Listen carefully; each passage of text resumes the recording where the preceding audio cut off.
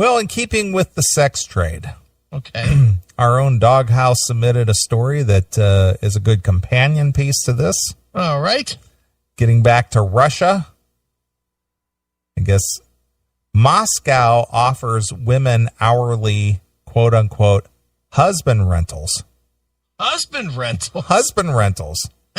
So they're so busy withholding pussy from their real husbands, Yeah. they have to go out and rent one. Okay. I guess. I don't know. Sounds good.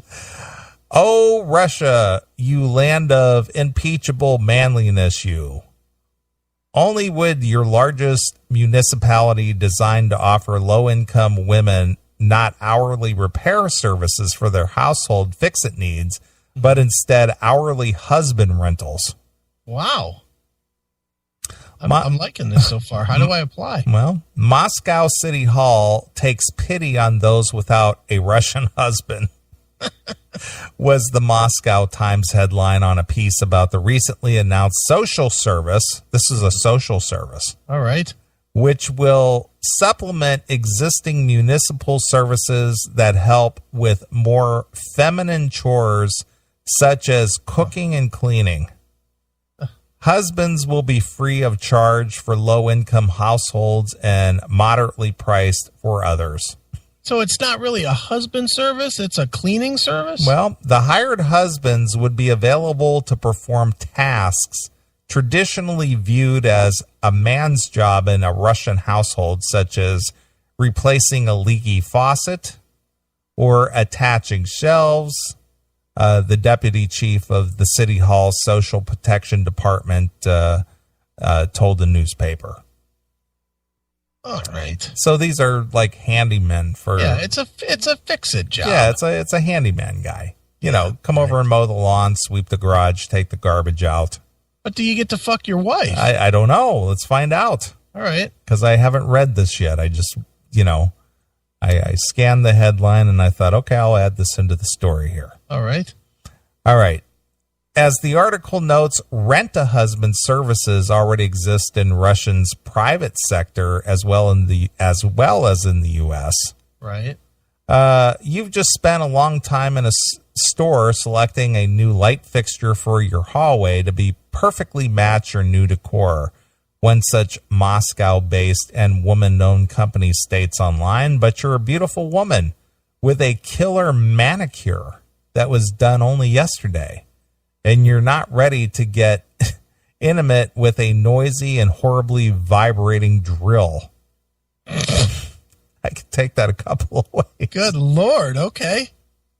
Who can come to your rescue in this case? Maybe a broader definition of what women can do will miraculously swoop in and offer Russian women a true rescue from such patronizing talk. In spite of policies that support gender equality, gender discrimination is rampant in the Russian society, and no small number of Russians are feeling stifled by their narrowly prescribed social roles. Okay. In a 2011 survey by the Russian political website superjob.ru, only 5% of women reported that they considered life as a female to be gratifying.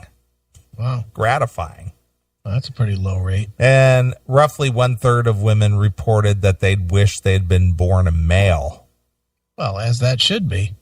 Moscow city officials are reinforcing these narrow gender categories, not to mention reflecting the country's divorce rate, possibly the highest in the world, by putting the services they offer in such a rigid context. It could be great if the city instead subsidized Udo, the Russian equivalent of TaskRabbit. TaskRabbit? TaskRabbit. Instead, but sharing economy services in Russia have experienced cultural hiccups owing to a lack of trust between strangers and a high value on ownership, both leftovers from the collapse of the Soviet Union.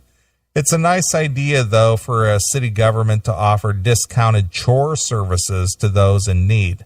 Let's just leave the pity for the manicured sex out of it.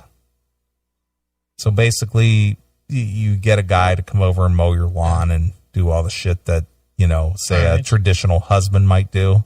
Whoop-de-doo, you get a landscaper. Yeah. Fantastic. But there's no guarantee that you get a blowy at the end of the day. A blowy.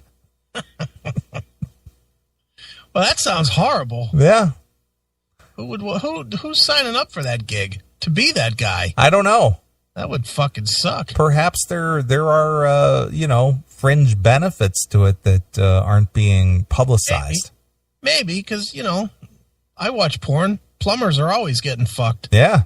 Painters, guys that come into paint houses, move furniture. Sure. Pizza guys. Or cable television guys, as the guy in Big Lebowski on Log Jammin'.